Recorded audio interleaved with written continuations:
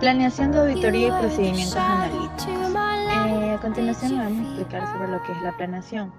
Se dice que existen 3 razones importantes del por qué el auditor debe planear de manera correcta los contratos. Para poderle permitir al auditor obtener evidencia competente y suficiente de acuerdo con las circunstancias, se debe de ayudar a mantener costos razonables en la auditoría y para así evitar malos entendidos con el cliente. Antes de iniciar el análisis de las primeras 4 partes de la fase de planeación, será útil y decir brevemente los 2 tipos de riesgo que tenemos, que es el riesgo de auditoría aceptable y el riesgo inherente. Ambos riesgos tienen un efecto importante en el manejo y en los costos de la auditoría. Gran parte de la planeación inicial referente a la auditoría tiene que ver con la obtención de la información para así ayudar al auditor a evaluar estos riesgos. El riesgo aceptable de auditoría se dice que es una medida sobre qué tan dispuesto está el auditor a aceptar que los estados financieros puedan tener errores importantes. Después de que la auditoría se completa y se emite una opinión incompetente, el auditor decide un riesgo de auditoría aceptable más bajo.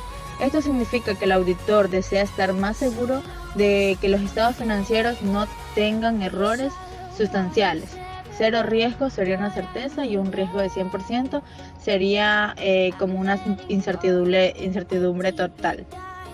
El riesgo inherente también es una medida de la evaluación del auditor de la probabilidad de que existan errores de importancia en un balance contable. Antes de considerar la efectividad del control interno, como por ejemplo, el auditor concluye que existe una gran probabilidad de errores trascendentes en una cuenta, como en las cuentas por cobrar, el auditor debe concluir que el riesgo inherente de cuentas por cobrar es alto. Y las evaluaciones de riesgo de auditoría aceptable y riesgo inherente también son importantes de la planeación de la auditoría, ya que estos afectan a la cantidad de evidencia que se va a acumular y el personal que se va a asignar la tarea. Como por ejemplo también tenemos que el riesgo inherente para el inventario es alto debido a cuestiones de la evaluación compleja, y así se acumulará más evidencia en la auditoría del inventario y se asignará un personal más experimentado para que lleve a cabo las pruebas en esta área. Conocimientos del negocio, acuerdos con el cliente. También la planeación inicial de la auditoría abarca con 4 puntos, los cuales se deben llevar a cabo al principio de la auditoría. Como primero tenemos que el auditor decide si acepta a un nuevo cliente o continúa dando servicio a uno ya existente. Esto por lo general lo efectúa un auditor experimentado, quien se encuentra en la posición de tomar decisiones importantes. El auditor necesita tomar esa decisión al principio antes de incurrir en cualquier costo importante que no se pueda recuperar. Como segundo tenemos que el auditor identifica por qué el cliente desea o necesita una auditoría. Es probable que esta información afecte a las partes restantes del proceso de planeación. Tercero, el auditor se pone de acuerdo con el cliente acerca de los términos del contrato para evitar malos entendidos. Por último, se selecciona el personal para este contrato, incluyendo cualquier especialista de auditoría que sea necesario. También tenemos que se hace una investigación a un nuevo cliente. Antes de aceptar a un nuevo cliente, la mayoría de los despachos de contadores públicos investigan a la compañía para determinar su aceptabilidad. En la medida de lo posible, se debe evaluar cómo está situado el cliente en la comunidad empresarial, la estabilidad financiera y relaciones con su anterior despacho de contadores públicos. Como por ejemplo, muchos despachos de contadores tienen gran cuidado de aceptar a un nuevo cliente proveniente de negocios que se acaban de formar y que han experimentado un crecimiento rápido. Varios de estos negocios fallan financieramente y exponen al despacho de contadores públicos a una responsabilidad potencial e importante. También tenemos lo que es los clientes continuos. Varios despachos de contadores públicos evalúan a los clientes existentes cada año para así determinar si existen razones para no continuar con la auditoría, y también conflictos previos sobre puntos como el alcance de acuerdo a la auditoría, el tipo de opinión a emitir y los honorarios pueden hacer que el auditor disuelva la asociación. Incluso en el caso de que ninguna de las condiciones discutidas anteriormente existiera, el despacho de contadores públicos puede decidir no continuar con las auditorías para un cliente debido a un riesgo excesivo. Cuando el riesgo de auditoría aceptable está por debajo del límite permitido por el despacho de contadores, como por ejemplo, un despacho de contador puede determinar de que se considere de un conflicto reglamentario entre una dependencia del gobierno y un cliente, lo cual puede ocasionar un fracaso financiero del cliente. Y en última instancia, generar demandas en contra del despacho. Incluso si el contrato es redituable, el riesgo puede exceder los beneficios a corto plazo al realizar la auditoría. También se dice que se debe de asignar al personal con ese patrón en mente, y aquellos asignados al contrato deben tener conocimiento de la industria del cliente. En contratos mayores es probable que al hacer la auditoría haya uno o más socios y personal con varios niveles de experiencia. El entendimiento del negocio e industria del cliente. Se dice que es esencial un entendimiento integral del negocio e industria del cliente y un conocimiento acerca de las operaciones de la compañía para realizar la auditoría adecuada. La naturaleza del negocio e industria afectan el riesgo del negocio del cliente y el riesgo de errores importantes en los estados financieros. El auditor utiliza el conocimiento de estos riesgos para determinar el grado adecuado de la evidencia en la auditoría.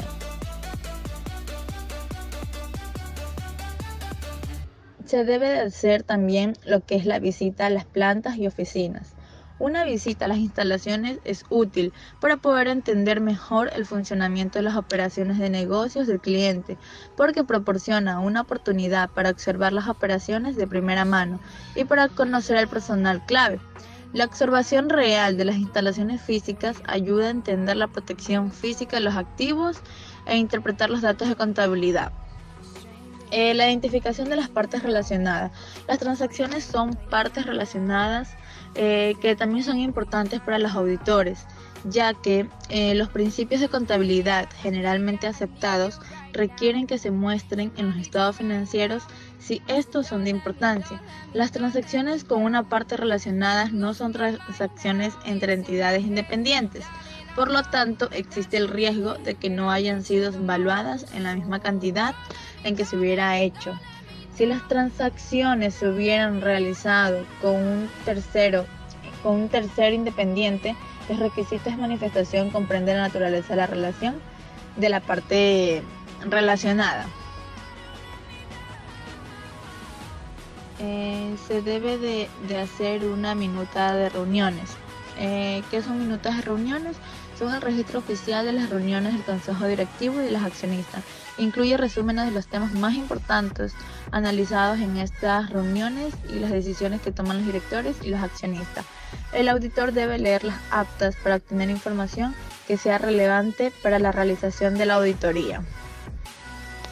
La administración de compañías públicas debe llevar a cabo evaluaciones completas de los riesgos relevantes del negocio de clientes que afectan los informes financieros. La realización de procedimientos analíticos preliminares.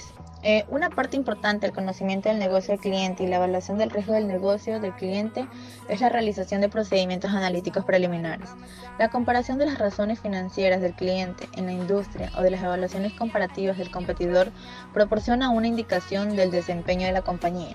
Los cambios inusuales en las razones comparadas con años anteriores o con los promedios de la industria ayudan a identificar las áreas que tienen un incremento de riesgo de errores que requieren atención posterior durante la auditoría.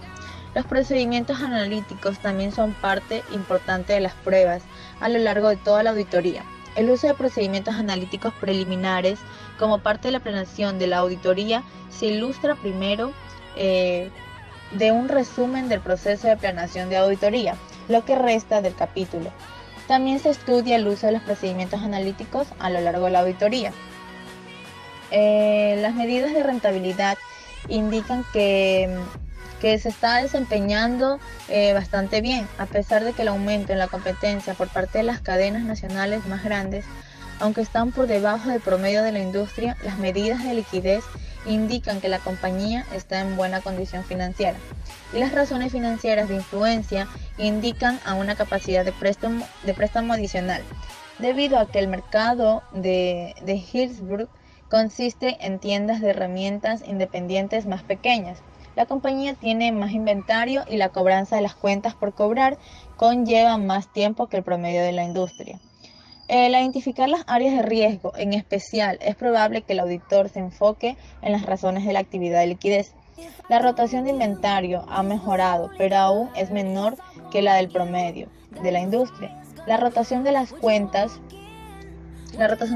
por cobrar ha disminuido ligeramente y es menor que el promedio de la industria. Es probable que la cobranza de las cuentas por cobrar e inventario obsoleto garanticen la atención en la auditoría del año actual. También es probable que estas áreas reciban atención adicional durante la auditoría del año anterior. Procedimientos analíticos. Los procedimientos analíticos son uno de los 7 tipos de evidencias presentados en el capítulo número 7. Los procedimientos analíticos se pueden realizar cualquiera de las 3 veces durante un contrato. Se requiere que algunos procedimientos analíticos se realicen en la fase de planeación para ayudar a determinar la naturaleza, grado y tiempo del trabajo que se va a realizar. La realización de los procedimientos analíticos durante la planeación ayuda al auditor a identificar asuntos importantes que requieren una consideración especial posteriormente en el contrato. Por ejemplo, el cálculo de rotación de inventario previo a la realización de esas pruebas de precio de inventario puede indicar la necesidad de un cuidado especial en la aplicación de esas pruebas. Los procedimientos analíticos con frecuencia se realizan durante la fase de prueba de la auditoría en conjunto con otros procedimientos de auditoría. Como por ejemplo tenemos que la porción pagada de antemano de cada póliza de seguro se puede comparar con la misma póliza del año anterior como parte de la realización de las pruebas de seguro prepagado. La utilidad de estos procedimientos, como la evidencia en la auditoría, depende de gran medida del desarrollo en el auditor de una expectativa de lo que debe ser un balance contable o razón basada en los balances contables, a pesar del tipo de procedimiento analítico que se haya utilizado. Por lo general, el auditor compara los balances del cliente y las razones financieras con los balances y las razones esperadas mediante el uso de uno o más de los siguientes tipos de procedimientos analíticos que son: comparación de los datos del cliente y la industria, comparación de los datos del cliente con datos similares del periodo anterior, comparación de los datos del cliente con los resultados esperados determinados por el cliente, comparación de los datos del cliente con los resultados esperados determinados para el auditor, y comparación de los datos del cliente con los resultados esperados mediante el uso de datos no financieros. En un resumen, los procedimientos analíticos abarcan el cálculo de razones y otras comparaciones de cantidades registradas de acuerdo con las expectativas del auditor. Los procedimientos analíticos se utilizan en la planeación para entender el negocio del cliente y la industria y a lo largo de la auditoría para identificar posibles errores, reducir las pruebas detalladas y evaluar las cuestiones de la empresa en marcha. Y el uso de estos procedimientos analíticos ha aumentado debido a su efectividad para identificar posibles errores a un bajo costo y son requeridos en la fase de planeación y determinación de la auditoría. Materialidad y riesgo. La materialidad y el riesgo son conceptos fundamentales para la planeación de la auditoría y el diseño de su método. Durante este capítulo mostraremos cómo estos conceptos encajan en la fase de planeación de la auditoría. Existe una relación muy cercana entre estos capítulos, los capítulos 6 y 8. En el punto 7 de la unidad 2 hablaremos acerca de la materialidad. Bueno, la materialidad es una consideración importante para determinar el informe de auditoría adecuado que ha de emitirse. El Consejo de Normas de Contabilidad Financiera, FASB 2, siglas en inglés del Financial Accounting Standard Board, ha definido la materialidad como la magnitud de una omisión o error de información contable que, a la luz de las circunstancias que los rodean, hace probable que el criterio de una persona razonable que confía en la información haya cambiado o haya sido influenciado por la omisión o distorsión. La responsabilidad del auditor es determinar si los estados financieros están materialmente distorsionados. Si el auditor determina que existe un error importante, se lo hará saber al cliente, de tal manera que se pueda hacer una corrección. Si el cliente se rehúsa a corregir los estados financieros, debe emitirse una opinión con salvedades o adversa dependiendo de cuán grave sea la distorsión. Por lo tanto, los auditores deben tener un conocimiento cabal de la aplicación de la materialidad. Al leer con cuidado la definición de la FAF, se entenderá la dificultad que tienen los auditores para aplicar la materialidad en la práctica.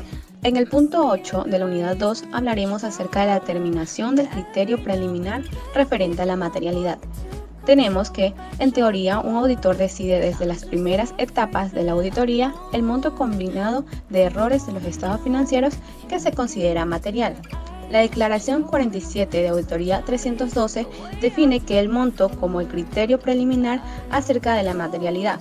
Este criterio no necesita ser cuantificado, pero a menudo lo es. Recibe el nombre de criterio preliminar sobre la materialidad porque es un criterio que puede transformarse durante la auditoría si cambian las circunstancias.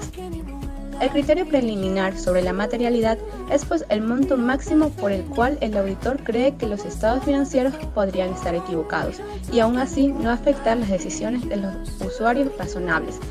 Conceptualmente, esto sería un monto que es $1 menos que la materialidad tal como la define la FAS.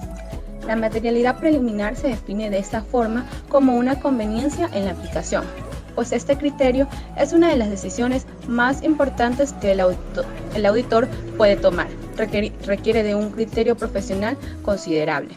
Ahora vamos al punto 9 de la unidad 2, que nos habla acerca del uso del criterio preliminar referente a la materialidad para segmentos, que es un error tolerable. Asignar el criterio preliminar sobre la materialidad a segmentos necesarios porque la evidencia se acumula por segmentos y no para todos los estados financieros.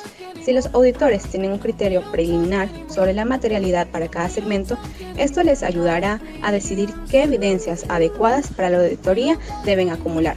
Por ejemplo, es probable que un auditor reúna más evidencias para un saldo de cuentas por cobrar de $1 millón cuando un error es de $50,000 en cuentas por cobrar. Se considera material, que si uno de $300,000 fuese material. La mayoría de los contadores públicos conceden más materialidad a las cuentas del balance general que a las del estado de resultados. La mayoría de los errores en el estado de resultado tienen un efecto igual en el balance general debido al sistema de contabilidad por partida doble. Así, el auditor puede asignar materialidad ya que a las cuentas del estado de resultado o a las del balance general, dado que existen menos cuentas de balance de estado de resultados en la mayoría de las auditorías, que en la mayoría de los procedimientos de auditoría se encuentran en las cuentas del balance. Por esta razón, la alternativa más adecuada es asignar materialidad a las cuentas del balance. Evaluación de riesgo aceptable de auditoría.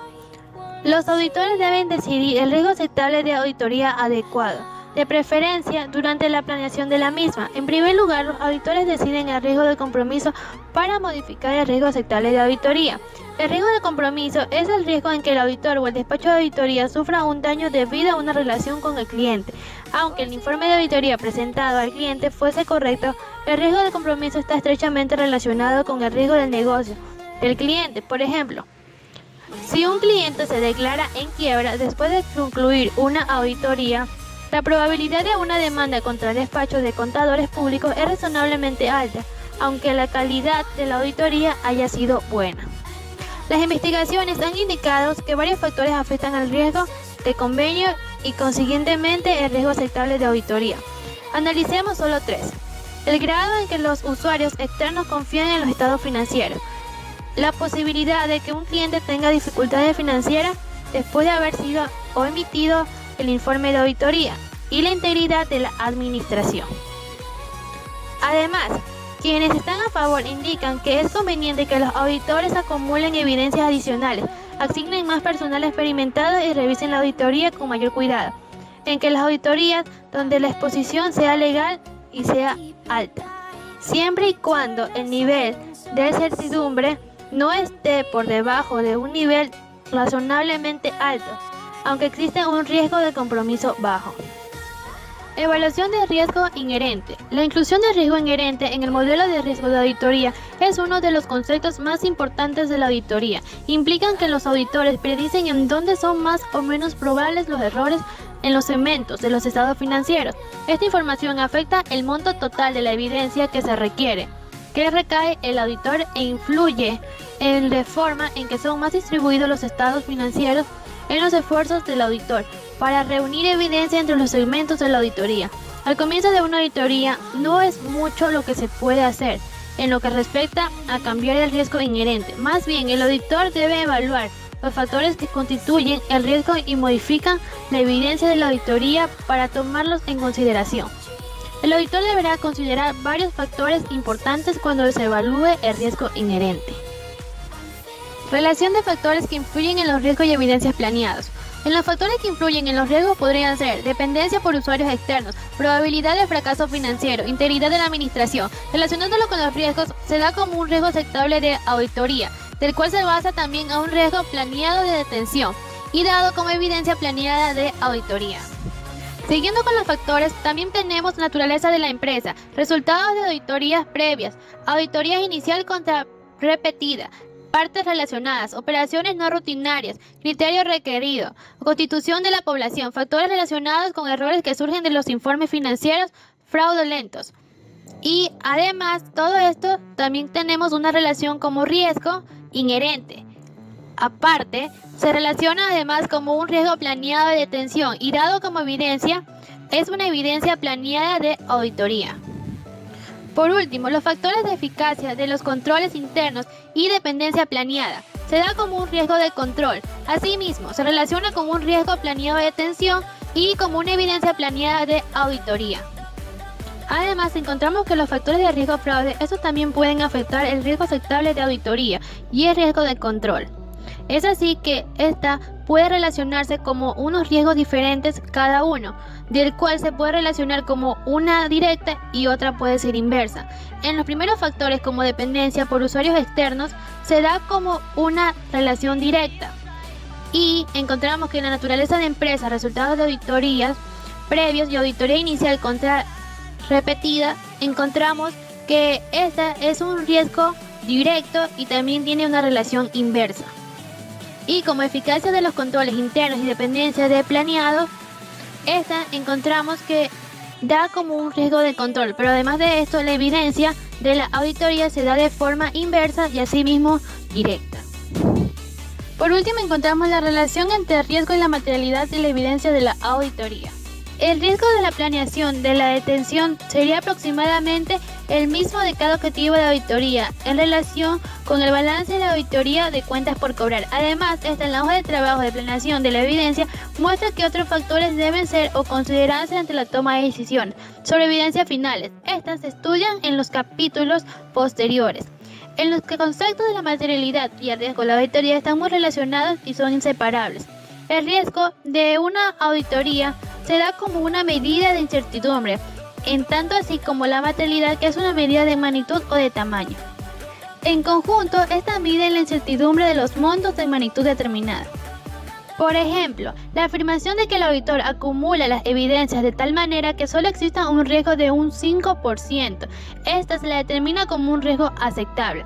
Para no poder descubrir los errores que superan a los errores tolerables de 442.000 como materialidad, es una afirmación precisa y significativa. Si el enunciado elimina el riesgo o la pensión de la materialidad, esta sería insignificante. Un riesgo de 5% sin una medida específica de materialidad podría implicar que un error de 10.000 o 100.000 o 1.000.000 podría ser aceptable. Una sobreestimación de 442.000, si es un riesgo específico, podría implicar también que un riesgo de 1% o de 80% es aceptable.